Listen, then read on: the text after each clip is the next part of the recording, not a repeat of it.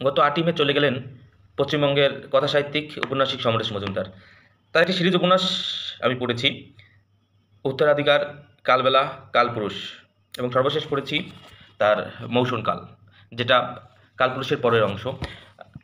উত্তরাধিকার, কালবেলা এবং কালপুরুষে সে ভারতবর্ষের অবস্থানটা তুলে ধরেছিলেন। ভারতবর্ষের সেই রাজনৈতিক সামাজিক প্রেক্ষাপট, মুক্তির আন্দোলন, নকশাল আন্দোলন, বিভিন্ন বিপ্লবের আন্দোলন, তাদের মূল মন্ত্রগুলো তুলে ধরেছেন। সেখান থেকে কালবেলা উপন্যাসের সমাপ্তিতে একটি নতুন চরিত্র দাঁড় করিয়ে গিয়েছিলেন অর্ককে।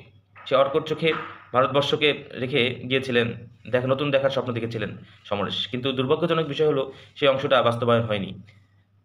এর প্রায় 25 বছর পরে সমরেশ মজুমদার অনুধাবন করলেন যে তার নতুন ভারতবর্ষ সম্পর্কে লেখা উচিত।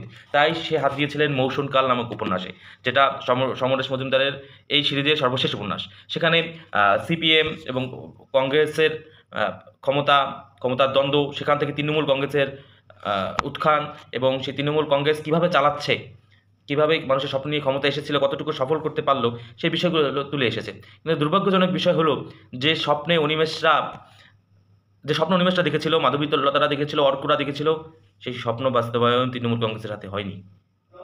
তৃণমূল কংগ্রেসের সূচনা হলেও সর্বশেষে গিয়ে তৃণমূল পর্যায়ে সেই যারা এক সময়কার কংগ্রেস করতো, সিপিএম করতো, তারাই তৃণমূল কংগ্রেসে যোগ দিয়ে সেই একই রূপে আবির্ভূত হয়েছে। দুর্ভাগ্যজনক বিষয়। এটার নতুন কোনো পর্ব লেখা হবে না। সমরেশ মজুমদার আমাদের মাঝে নেই। এই অর্কর দেখা নতুন ভারতকে সমরেশ মজুমদার রূপ দিতে পারলেন না। গত 3 দিন ধরে এই উপন্যাসটিকে পড়ে একটা ঘুরে আছি আমি, চমৎকার ঘুরে। এই নতুন ভারতবর্ষ বিনির্মাণ হয়নি, সেই ভারতবর্ষের ধাঁচ বাংলাদেশেও চলমান।